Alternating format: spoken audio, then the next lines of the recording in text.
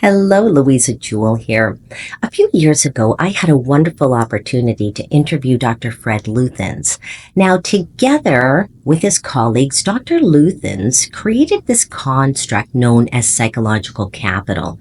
And what they found is that teams that were very high in psychological capital, in fact, did better. They performed better than their peers.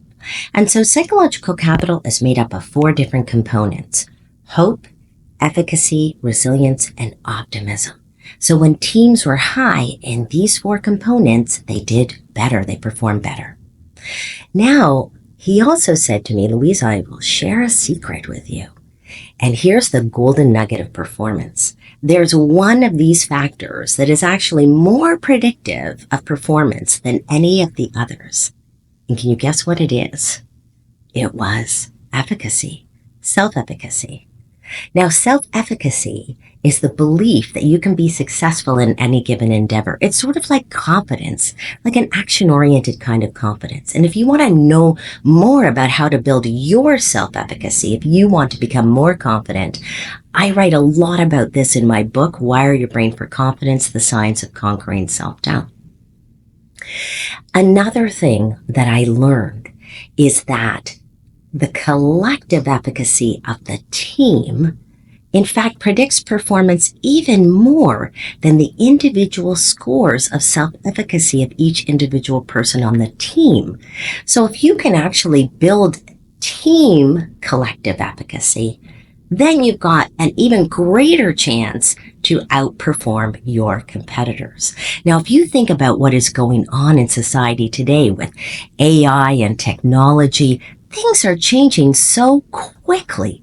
You want to be able to create and nurture confident teams, because teams that get an idea and then don't feel confident enough to say something, to bring them forward, to, if they're embarrassed that they might fail or say something wrong, they're not feeling confident, they're not going to come forward with the ideas.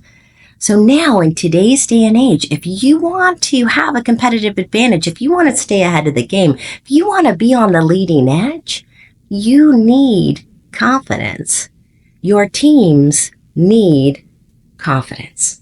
And one of my favorite tools to build confidence are the confidence questions. And so I'm giving you the confidence questions as a gift today.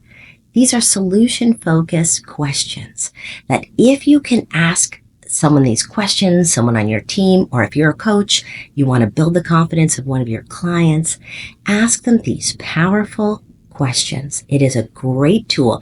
Right away, within minutes, you will see a change in their ability to be able to get into action, move forward, because they are feeling more self-assured. My gift to you today, and I hope you enjoy them, and I hope they are successful for you. And if you have any questions or comments, reach out to me. I'd love to hear from you. All right. Thanks, everyone. We'll see you next time.